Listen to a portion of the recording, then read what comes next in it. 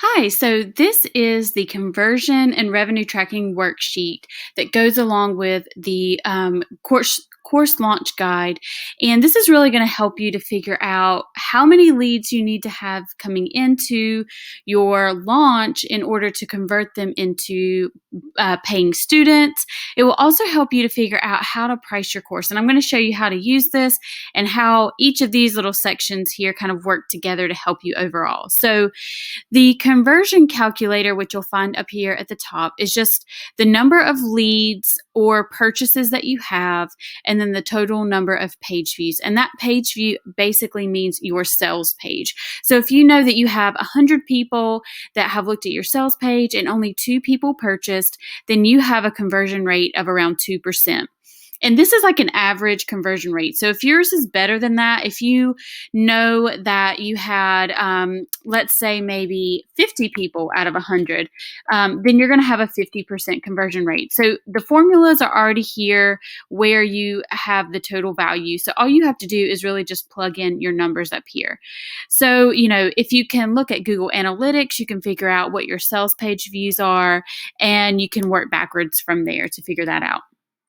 Now, move down the page a little bit and you'll see here where you have your conversion rate and then the potential number of page views. So this is like if you are brand new to this and you know you have a conversion rate of around 2%.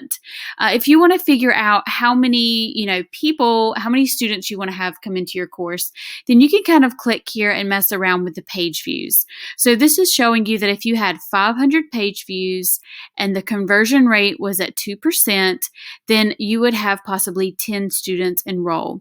So what this value here shows you is this is how many people you need to get onto your sales page, or you need to see, have in your email list, for example, going through your launch in order to get 10 possible students into your course.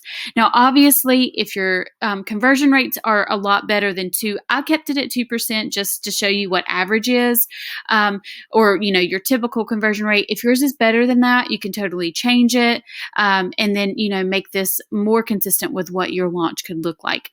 But I like to show you kind of so you know that if, for example, you have a list of 300, how many students is that going, could you possibly see? So that if you're on track to hit your goals, or if you need to work a little bit harder, or do some things differently in order to increase the number of students in your course.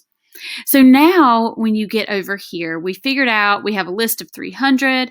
That means we could possibly have 6 total students. So if you know that your course is $97 and you're only going to have 6 students come in there, this is the total revenue that you're going to have from your launch. So this is great to see. Once you figure out how many possible students would be in your course, you can maybe change the pricing there. So you can figure out, okay, if I have 10 students in my course, how many people do I need if I wanted to hit, or what do I need to price my course at if I wanted to hit a certain revenue goal?